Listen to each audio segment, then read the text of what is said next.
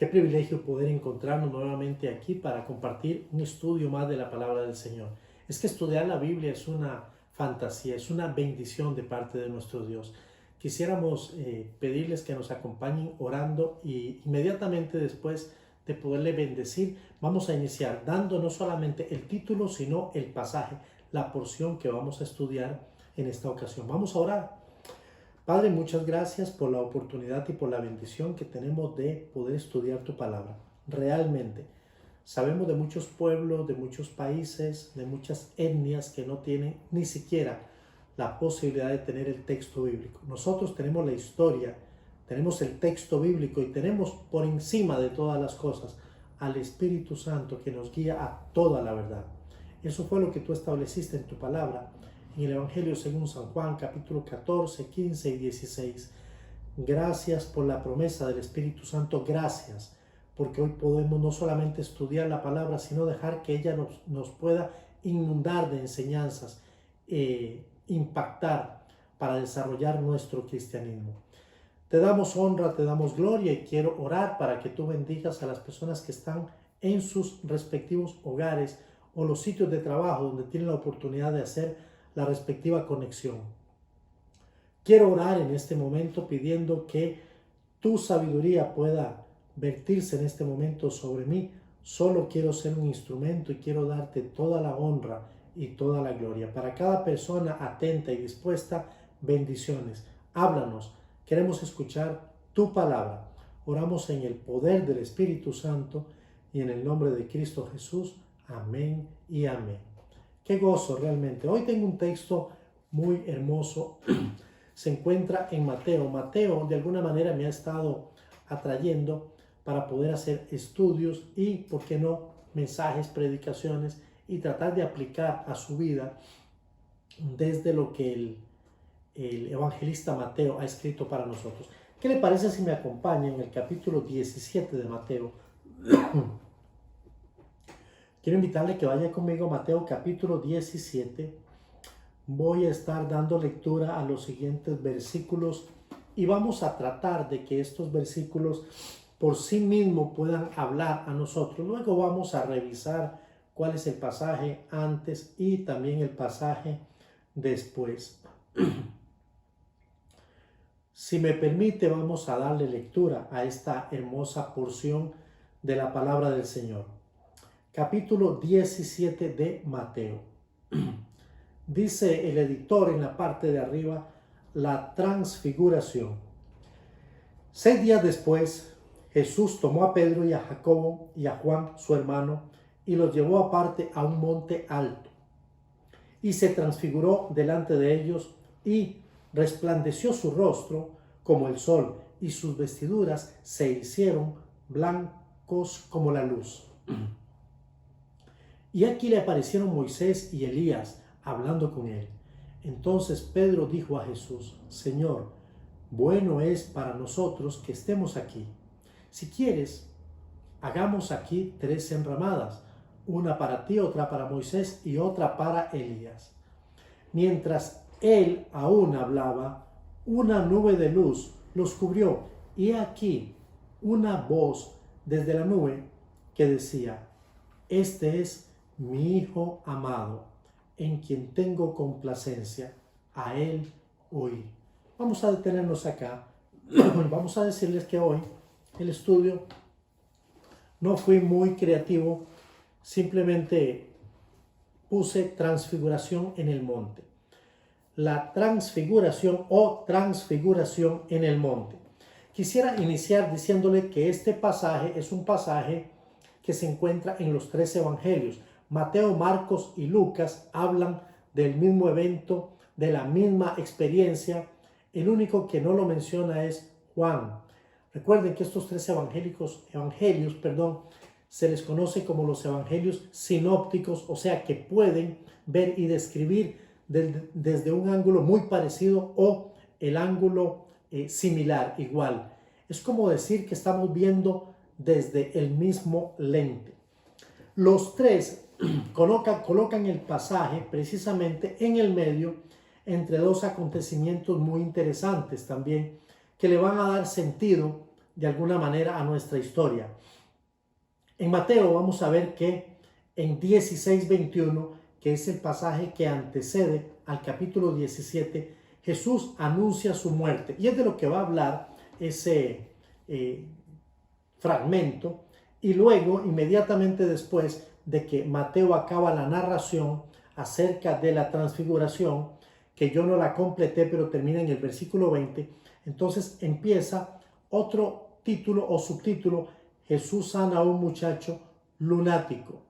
Cuando nosotros vamos a la porción de Marcos, vamos a ver que Marcos nos narra esta misma historia en 9 a partir del versículo 2 y va a llegar hasta el verso 13. Pero ¿cuál es el acontecimiento? ¿De qué está hablando Marcos anterior al tema del monte de la transfiguración? Precisamente el mismo tema que Mateo. Jesús anuncia su muerte. Y cuando vamos a Lucas, que es el último evangelista, vamos a ver que Lucas nos cuenta la misma historia desde su perspectiva en el capítulo 9 a partir del versículo 28 hasta el 36. Y también el pasaje que antecede es Jesús anuncia su muerte y Jesús anuncia, y después de ese pasaje Jesús sana a un muchacho endemoniado. Ok, ¿qué es lo que quiero probar tanto con Lucas, con Mateo, Marcos y Lucas? Que están colocando la misma historia a la que vamos a referirnos hoy, la historia donde se va a hablar de su transfiguración, y lo coloca entre la negación, entre la anunciación de su muerte y la sanidad de un muchacho endemoniado o lunático. Y en el centro está la experiencia en el monte de la transfiguración. Va a ser interesante en la medida que podamos desarrollar el estudio. Ok, dice el texto que una semana después, unos hablan de 6 días, Lucas habla de 8 días. Para efectos nuestros, estamos hablando prácticamente de una semana. Algunos llaman a la semana de lunes a viernes y dicen, bueno, la semana siguiente, y hablan de lunes a viernes, que son realmente 5 días. Otros de lunes a sábado se refieren a 6 días, y otros enteramente hablan de lunes o de domingo a sábado para hablar de una semana completa.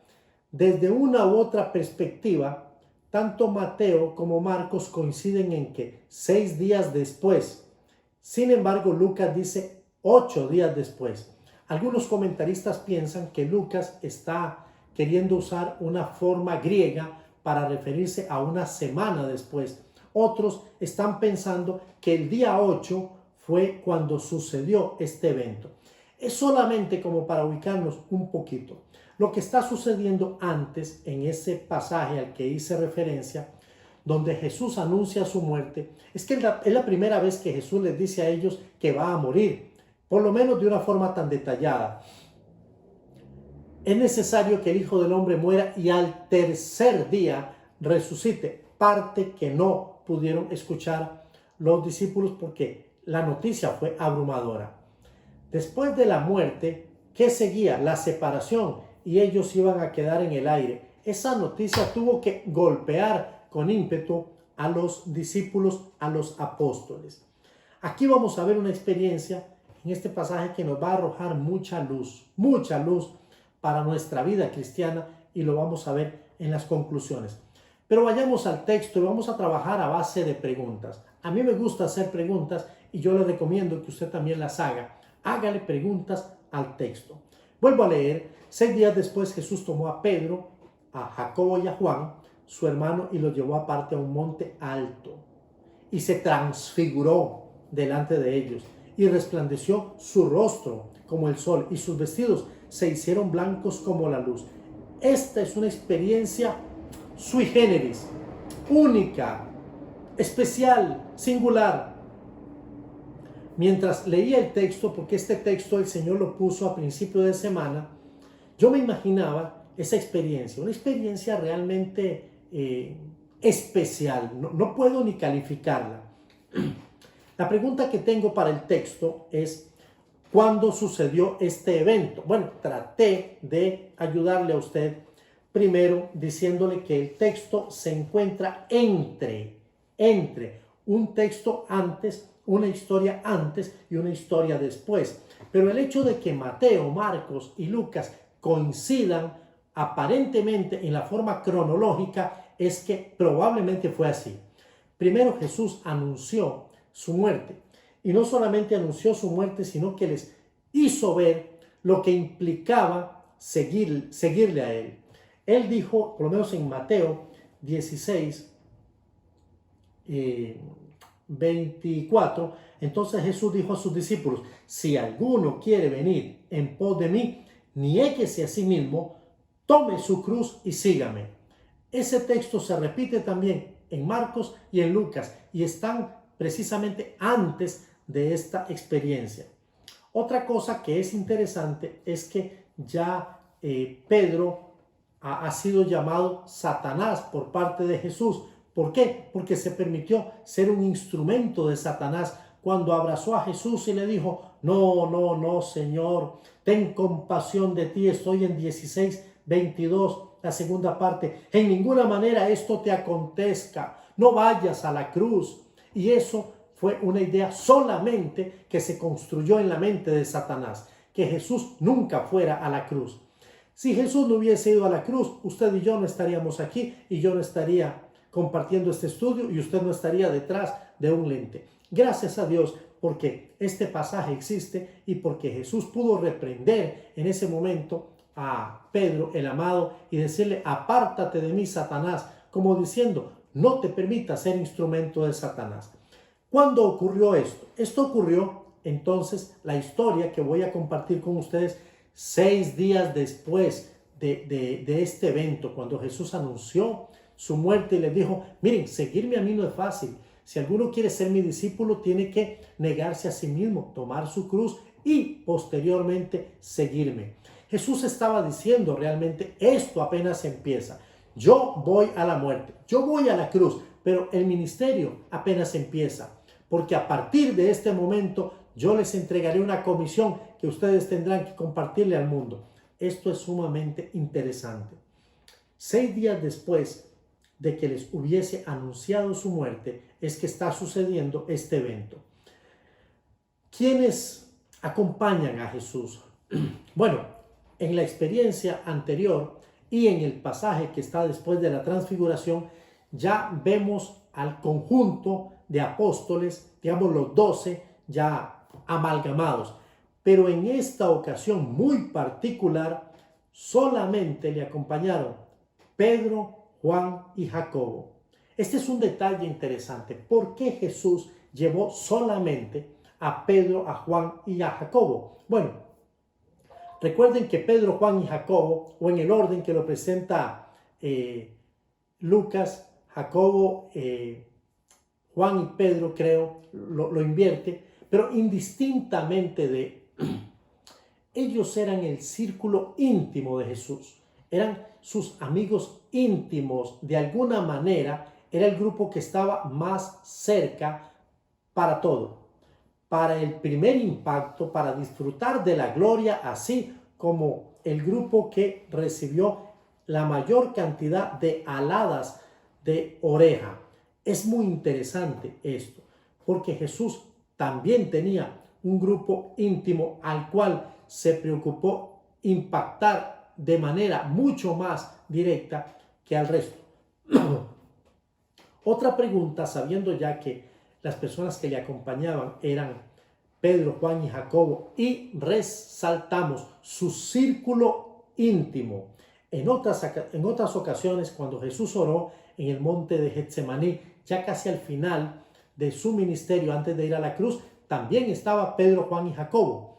Cuando sanó a la hija de Jairo, si no estoy errando con la historia, también se permitió tomar en cuenta a Pedro, a Juan y a Jacobo.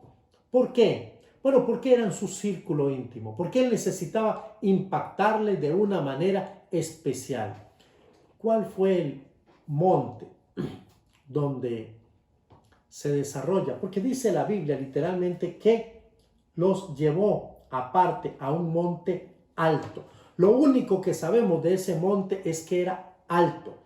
No nos dice a ciencia cierta cuál era el nombre del monte. Habían 3 montes, por lo menos, que según los comentaristas y los estudiosos podríamos tomar como posibilidad, como referencia. El monte Tabor es el monte que muchos comentaristas, principalmente de la Iglesia Popular, consideran que es el más acertado, pero no era un monte tan alto. Tenía solo 580 metros, no era muy alto, y tampoco está en el camino entre Cesarea de Filipo a Capernaum, que es donde sucede este evento. El otro monte es el monte Hermón, 2.835 metros.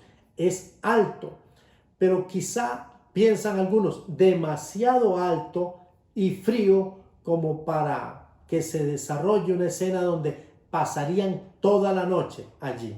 Entonces, podríamos decir que es otra posibilidad, pero no estaría tan cerca de las multitudes donde Jesús finalmente descendió del monte y se encontró allí con un evento, con otro evento. Y hay otro monte que es el monte Mirón. Yo no lo había escuchado nunca. Este está aproximadamente a unos 1.190 metros. Es la montaña más alta, según el dato que tengo, en el área de Judea. Y estaba en el camino, ese sí estaba en el camino de Cesarea a Filipo. Pareciera que es la ubicación perfecta, comenta un famoso estudioso, exégeta, Carson. No podemos decir cuál era el monte. Me gustó mucho lo que dijo Spurgeon en su comentario. Él dice, el nombre del monte alto nunca se podrá saber, ya que los que sabían el nombre de esta ubicación no nos dejaron información. Tabor, si te place, Hermón, si lo prefieres, pero nadie puede definir a ciencia cierta. Lo que sí es un hecho es que la Biblia dice que era un monte alto y teológicamente hablando, los montes tienen una implicación muy interesante, tienen un papel interesante. Por ejemplo, esta experiencia de la transfiguración no fue Jesús ni el primero ni el único. Ya anteriormente, Éxodo nos cuenta que Moisés había experimentado algo similar cuando la gloria de Dios se reflejó en su rostro. Y cuando Moisés bajó del monte, dice literalmente la Biblia que su rostro resplandecía, iluminaba, al punto que tuvo que ponerse un velo para poder comunicarse con el pueblo. ¿Dónde sucedió esta experiencia? Precisamente en el monte Sinaí. Los montes son lugares especiales para que experiencias espirituales se puedan dar. Por ejemplo, en el monte Carmelo nos cuenta el libro de Reyes que Elías confrontó a 850 profetas y a todos les dio muerte en el monte Carmelo. Luego vemos a Jesús orando en el monte Getsemaní y muriendo en la montaña llamada el Gólgota. Todos y cada uno de estos lugares eran lugares muy especiales para que sucedieran eventos con algún tipo de connotación espiritual. Dice la Biblia en Marcos 3:13, y después de esto subió al monte y llamó hacia los que él quiso. La elección de su equipo de trabajo la hizo precisamente desde el monte. Entonces los montes tienen una connotación muy interesante. Y aunque no sabemos a ciencia cierta en qué monte fue, sí sabemos que el evento era completa y profundamente espiritual. La pregunta, ¿qué sucedió en ese monte? A ver, usted que ya escuchó el texto, usted que conoce el texto o usted que está siguiendo este estudio, la pregunta, ¿qué fue lo que sucedió? Yo tengo una respuesta primaria, que es la que aparece aquí, que es la que de alguna manera nos lleva al título de este estudio.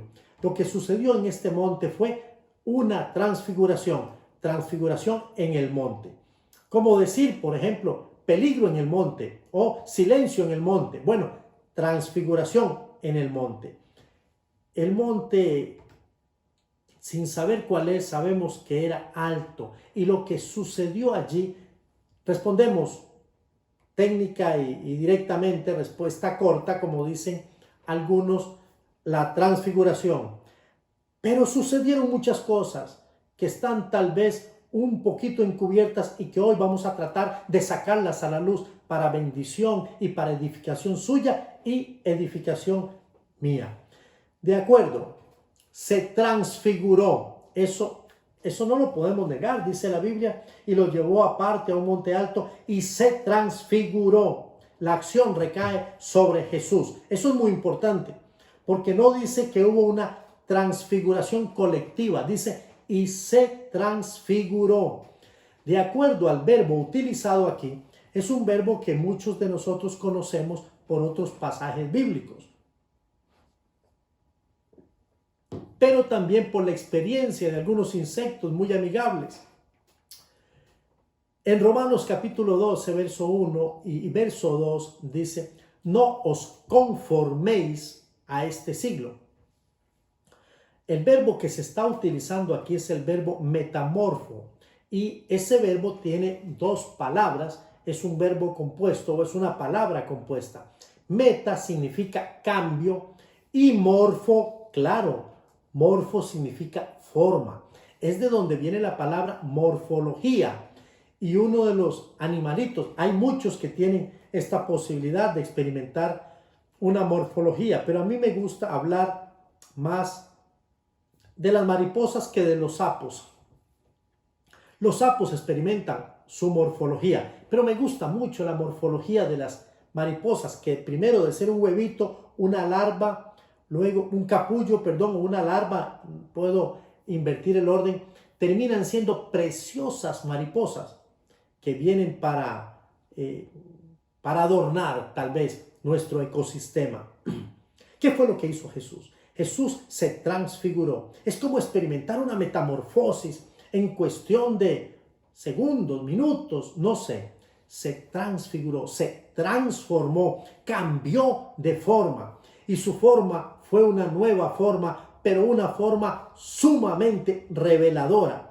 Porque dice la Biblia que ahora su rostro, vamos a leerlo, dice literalmente, resplandeció su rostro como el sol. O sea, mirar a Jesús era casi como ver directamente al sol. Era imposible sostener la mirada porque la luz, el destello de luz que emanaba de su rostro era sencillamente imposible de contener. Y sus vestidos se hicieron blancos como la luz. O sea, la cabeza como un sol y sus vestidos blancos como la luz. El destello era impresionante.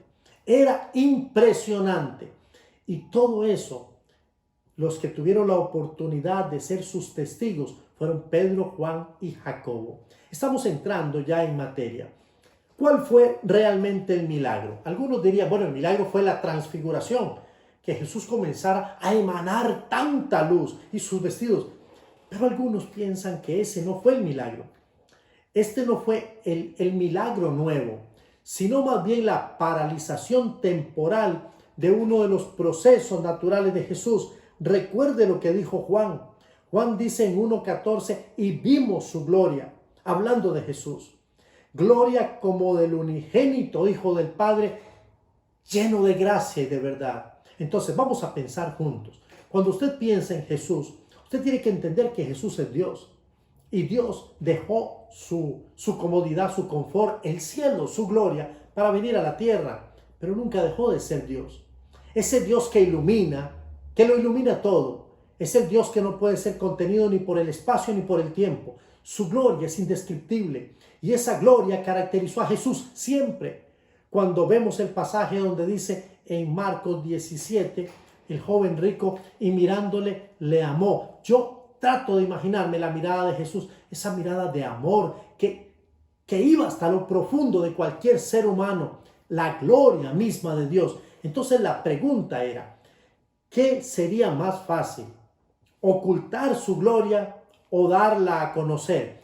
Muchos coinciden que siendo Jesús Dios, era mucho más difícil ocultar su gloria que exponerla como sucedió en ese momento.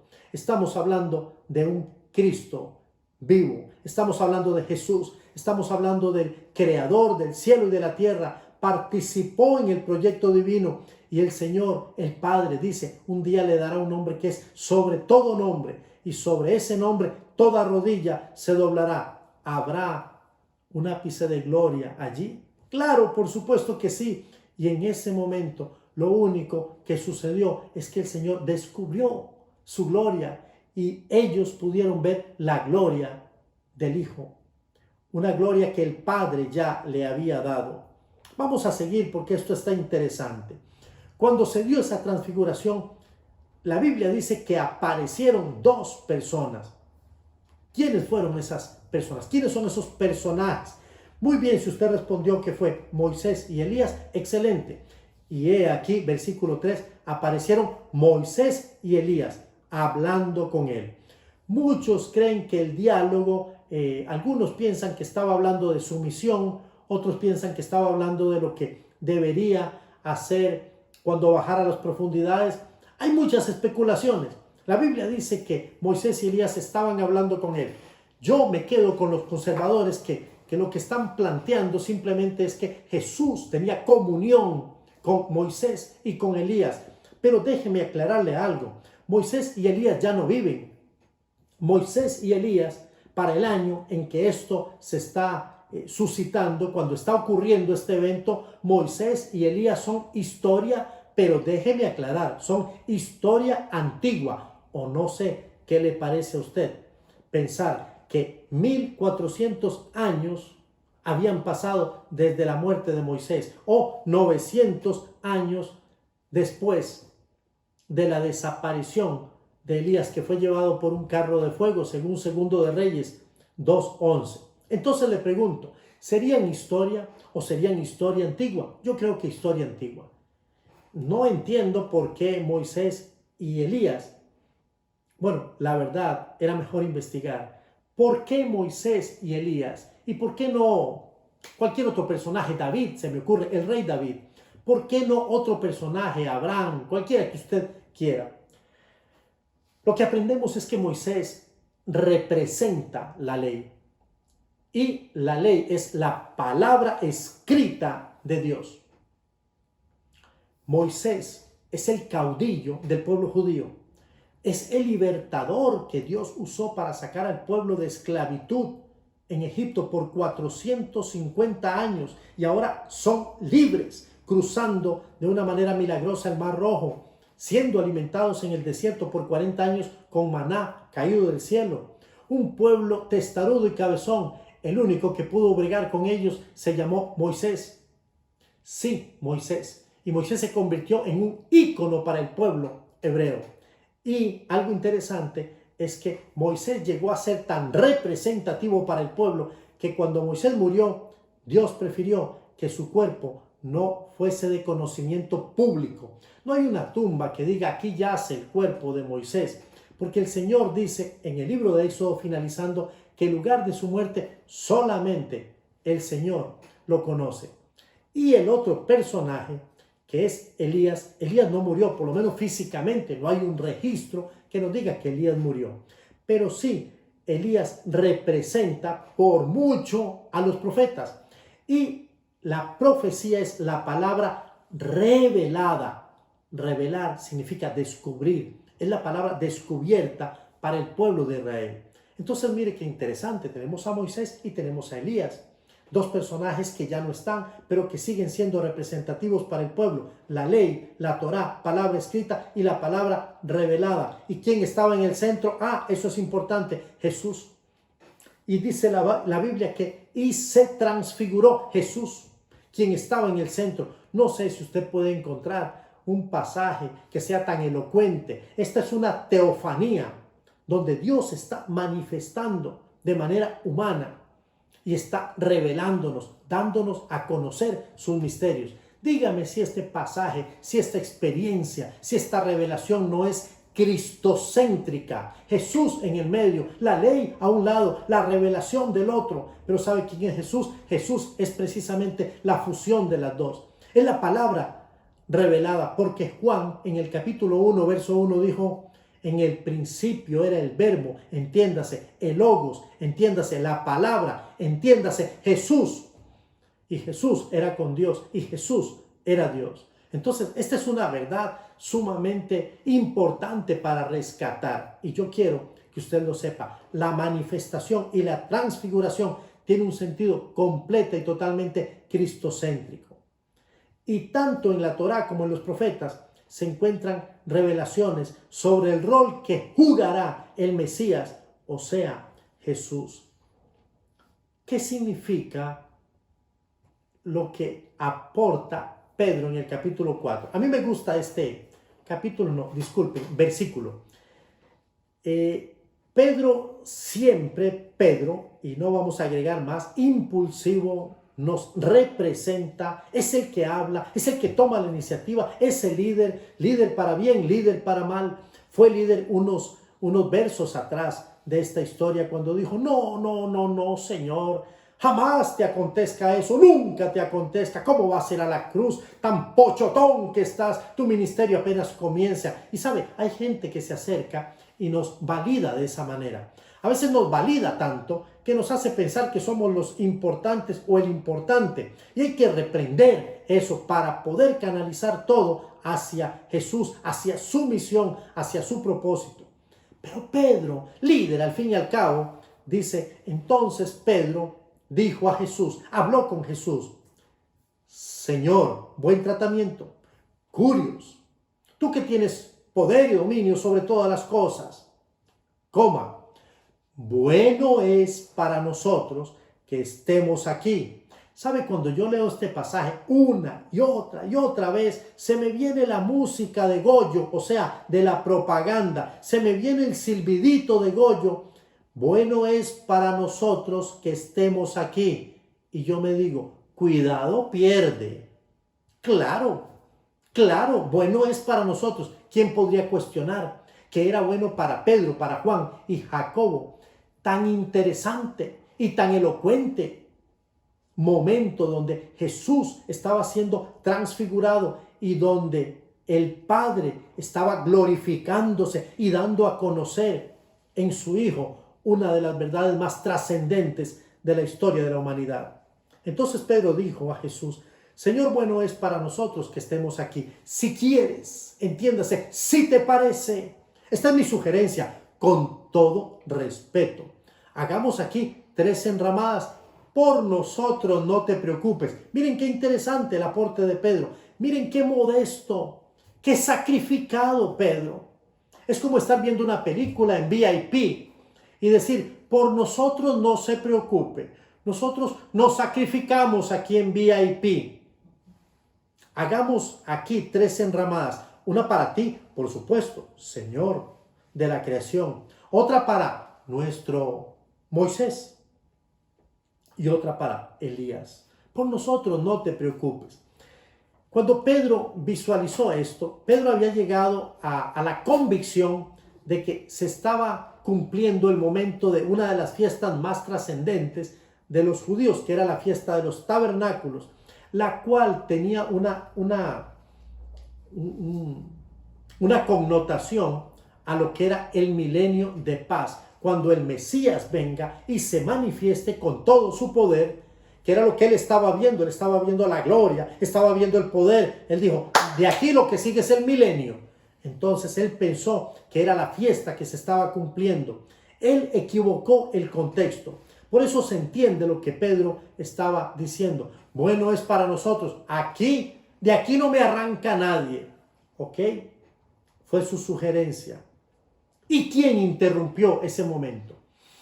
Vamos a ver lo que pasa en el versículo 5. Dice la Biblia literalmente, mientras él aún hablaba, una nube de luz los cubrió. Y he aquí una voz desde la nube que decía, este es mi Hijo amado, en quien tengo complacencia. A él oíd.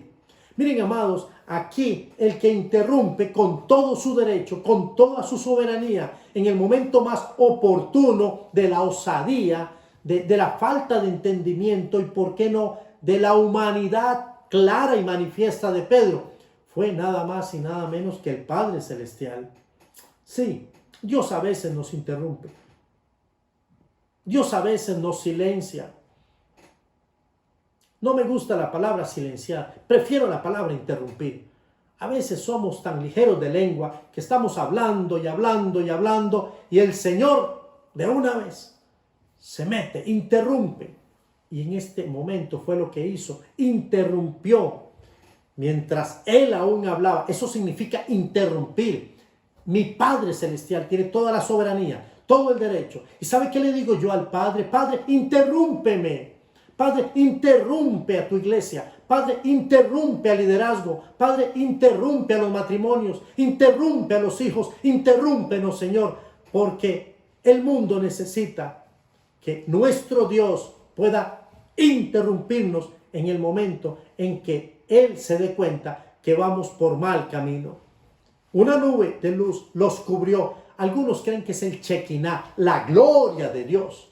La gloria de Dios cubrió ese momento. Y aquí una voz desde la nube que decía: este es mi hijo amado. Y para que haya un hijo tiene que haber un padre. Y aquí, si está refiriéndose a Jesús, pues entonces la voz de quien se está hablando es la voz del Padre Celestial. Él dijo: este es mi hijo amado en quien tengo complacencia. Entiéndase, me complace. Su vida, su misión, su carácter, su forma de vivir, de hablar, de ser, de pensar, me complace. A Él oíd. Eso es una palabra sumamente fuerte. Es una palabra confrontativa. Ahora vamos a ver cómo yo puedo tratar de conjugar cada una de las cosas que veo aquí y convertirlas como en una pequeña píldora y regalársela a usted para que se la tome con un vaso de agua, de jugo de fresco, café o té, y pueda afectarle en su cotidianidad, en su vida. Una de las primeras lecciones que yo encuentro acá es que Jesús se permitió invitar a un círculo íntimo para una de las experiencias más hermosas de su ministerio. Esa es la soberanía de Jesús. En Marcos 3:13 llamó hacia los que Él quiso y llamó a 12. Pero en esta ocasión llamó a 3, invitó a 3. ¿Por qué? Porque a Él le parece. Porque Él es soberano, porque a Él le dio la gana. Esos 3 necesitaban recibir ese impacto de una manera singular. Pedro, Juan y Jacobo. En segundo lugar, creo que las experiencias espirituales ocurren en lugares que marcan nuestra vida. En este caso, un monte. Y los montes tienen esa magia, si usted me permite la palabra, en donde situaciones interesantes suceden. Y principalmente aquellas que son de carácter espiritual, siempre y cuando tengamos la disposición de estar prestos para que Dios pueda trabajar en nosotros. Los montes son sumamente interesantes en la Biblia. En tercer lugar, una lección muy bonita es que la transfiguración es una de las revelaciones, descubrimientos más sobresalientes que nos enseña lo que a simple vista no podemos ver.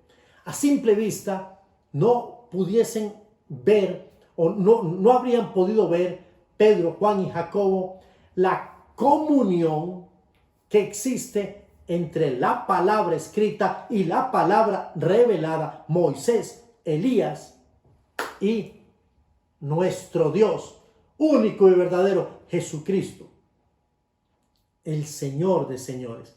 Aquí Dios se nos descubre, o sea, se nos da a conocer. El Señor quiere que entendamos y sepamos que Jesús es el más importante, es el más grande, es el Señor de señores. La cuarta lección es la revelación declarada en esta ocasión.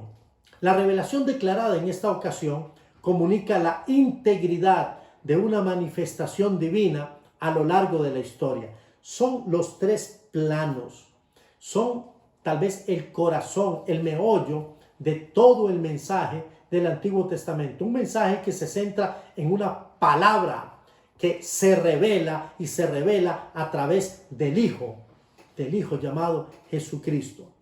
En quinto lugar, encontré aquí una experiencia como esta, nos puede marcar o puede pasar desapercibida, dependiendo de su actitud. Muchos, lamentablemente, hemos estado en el monte, hemos adorado, hemos experimentado la transformación de Jesús, marcando, iluminando, irradiando nuestra vida. Y hemos dicho tal vez como Pedro: ¡wow! Bueno es para nosotros, eso está bien, aleluya, alabado, santo. Yo no me quiero ir de aquí. Quiero estar aquí en la casa de Dios. Aquí hay humo, aquí está el Shekinah, la gloria de Dios, que no se acabe nunca. Pero regresamos a casa, entiéndase, bajamos del monte, volvemos a nuestra secularidad, cotidianidad, y la vida continúa igual, como si nada hubiese pasado. Como si un Dios como nuestro Dios no se hubiese revelado y no nos habría señalado el camino correcto, la persona correcta, el evento y el momento, la misión. Sí, amados. Eso va a depender mucho de nuestra actitud. ¿Me marca o pasa desapercibida? Depende de mi actitud. Nuestra actitud puede ser en dos sentidos: anuente al servicio por los demás. Recuerde que mientras esto sucedía en el monte de la transfiguración y anteriormente, Jesús les había dicho: voy a morir. Ustedes quieren continuar la misión, quieren seguirme, niéguense a sí mismos, tomen su cruz y síganme. Pero al pie del monte, si usted se da cuenta y lee el otro texto que continúa, se va a dar cuenta que había un padre que luchaba porque su hijo era lunático, era endemoniado y estaba ya al borde de la locura. Y sus discípulos, entiéndase, el resto de los apóstoles, no habían podido hacer nada con él. Qué lamentable. Jesús sí tenía claro que tenía que bajar del monte para continuar su ministerio al servicio de la humanidad hasta la cruz por usted y por mí. O usted puede tener una actitud egoísta, como lo hizo Pedro, y decir: Señor, bueno es para nosotros que estemos aquí. La instrucción del Padre es sumamente atinada. ¿Por qué? Porque fue sencillamente reveladora. Es una instrucción de confirmación. Mire lo que dice: este es mi Hijo amado. ¿Y quién es el Hijo amado del Padre? Jesús, el Alfa y el Omega, principio y fin, Rey de reyes, Señor de señores, en quien tengo complacencia. Es como decir: yo le doy check 1, 2, 3 y todos los checks que necesite. Yo lo valido, yo lo confirmo como mi Hijo, lo confirmo como Dios, lo confirmo como Señor, lo confirmo como el enviado, como el Cordero inmolado, al cual señaló Juan cuando dijo: he aquí el Cordero de Dios que quita el pecado del mundo. Y concluye después de 2 puntos diciendo: a Él oíd. Óiganlo. No solamente óiganlo, escúchenlo. No solamente óiganlo, escúchanlo, obedézcanle, síganle, sírvanle. Eso era lo que estaba diciendo el Padre. Quiero concluir con algunas ideas muy básicas. La experiencia acá es simplemente impresionante. Jesús se ha mostrado de una manera diferente a 3 personas muy singulares, porque así lo decidió. Creo que Jesús se muestra a cada persona como a Él le da la gana. Él considera hacerlo de la manera como Él considera, y es su soberanía. Y este fue un momento muy, muy grandioso para estos 3 hombres. Una segunda conclusión que puedo decir con mucha claridad es que lo que no podemos negar nosotros es que Dios desea darse a conocer. Él quiere revelarse, Él quiere que le conozcamos. Él se manifestó de esa manera para que Pedro, Juan y Jacobo, más adelante en sus cartas, y Pedro lo puede decir en una de sus cartas: vimos su gloria, estuvimos con Él. Él es el Hijo de Dios. 3. Jesús es el mayor. Jesús es mayor que Moisés y también que Elías. No importa qué tan amados, qué tan íconos fueran para el pueblo. Y además, Jesús es mayor que cualquier otro que haya existido. Sí, que Billy Graham, amado predicador, que Carlos Spurgeon, claro que sí, que George Mueller también, y cualquiera de todos estos grandes hombres. Jesús es el mayor. Es más grande que Mahatma Gandhi, y es más grande que cualquiera que usted pueda imaginar, y es más grande que cualquiera de los pastores, cualquiera de los hombres que hoy fungimos al servicio del Señor. Y Él es el que tiene que ser escuchado. Y si alguno de nosotros apela, el derecho de ser escuchado es en tanto que pueda ser fiel al mensaje de nuestro Padre a través de Jesucristo. A Él oíd. Pablo dijo, sed imitadores de mí, así como yo de Cristo. Y finalmente, si el Padre le ha confirmado como su Hijo amado y ha dicho que en Él tiene complacencia, entonces yo creo que nosotros deberíamos hacer caso a su invitación. ¿Cuál fue su invitación? A Él oír. Yo quiero escuchar a Jesús. En serio, yo quiero escucharlo. Cuando Él me hable, cuando yo vaya por el mercado, por la calle, por las plazas, cuando yo me siente a preparar un estudio bíblico, yo quiero escuchar a Jesús. Cuando usted tenga que tomar una decisión, sea emocional, sea relacional, sea una relación académica, una relación con sus hijos, con su pareja, cuando usted tenga que vivir la vida, ¿sabe? A Él oír, escúchele a Él. Él quiere, de verdad, ser su Señor. Él quiere manifestar su gloria en usted. Él quiere amarlo. Él quiere sostenerlo en el hueco de su mano. No solamente salvarlo. Recuerde, Él quiere ser su Señor, su amo, su dueño. A Él oír. La iglesia quiere oír al Señor. Y si alguien no le quiere oír, yo le animo, por favor, no estorbe a los que queremos escuchar a nuestro Dios. Porque hoy el Señor ha venido para manifestar su gloria. Y nosotros nos sentimos honrados y privilegiados. Porque aunque no estuvimos en el monte Tabor, monte Hebrón o el monte Mirón, como sea que se llame el monte, hemos estado también en esta experiencia de la transfiguración. Y por eso queremos orar, dándole la gloria al Padre. Si usted todavía no ha tenido la oportunidad de mirar a Jesús y que su gloria te pueda impactar y el destello de su brillo pueda afectar su hogar, su familia, sus hijos, yo quiero animarle para que haga esta oración conmigo. El Señor quiere bendecirle. Yo sé que Él lo va a hacer. Acompáñeme, vamos a orar. Padre, quiero darte gracias porque debías haber sido precioso para Pedro, Juan y Jacobo ver cómo tu rostro resplandecía como el sol y tus vestiduras eran blancas, blancas como la luz. Esa gloria marcó la vida de 3 hombres que fueron luego tremendos instrumentos y pagaron incluso con su vida el precio de tu servicio. Señor, si hay alguien aquí que todavía no ha tenido la oportunidad de ser impactado por el destello de tu gloria, yo te pido que lo bendigas. Trae, Señor, a las personas que escuchan este mensaje, a que lejos de desconectarse puedan orar y puedan decir, sí, yo también quiero experimentar la gloria de Dios a través de Jesucristo. Yo quiero ver su gloria, quiero verla en mi matrimonio, quiero verla en mis finanzas, quiero verla con mis hijos, quiero verla en mis estudios, quiero verla en mis relaciones. Señor, en los planes que hoy hago, yo quiero oírte a ti, porque tú has dicho, este es mi Hijo amado, hablando de Jesús, en quien tengo complacencia. A Él oír. Tu iglesia quiere escucharte y hoy vamos a poner oídos sensibles y atentos para escuchar la voz de aquel Jesús que nos ha dicho, si alguno quiere venir en pos de mí, niéguese a sí mismo, tome su cruz y sígame. Sabes, Padre, yo quiero darte la honra y quiero darte la gloria y agradecerte por la obra del Espíritu Santo en nuestra vida y por su poder actuando a nuestro favor. Gracias. Oro en este momento en el nombre de Cristo Jesús, mi Señor y mi Salvador. Amén y amén. Ha sido un gusto compartir este estudio de la palabra del Señor. Vamos a animarnos, vamos a prepararnos. Probablemente estaremos aquí nuevamente el domingo. ¿Sabe? Una hermana me dijo, creo que esos días son días para apoyarnos. Vamos a apoyarnos, vamos a seguir amándonos y siendo iglesia. Los domingos no nos dejan abrir, pero el pueblo de Dios está reunido.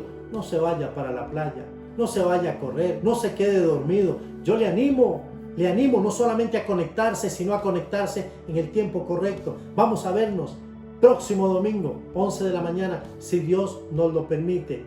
Quiero desearle con todo mi corazón que el Señor le bendiga ricamente.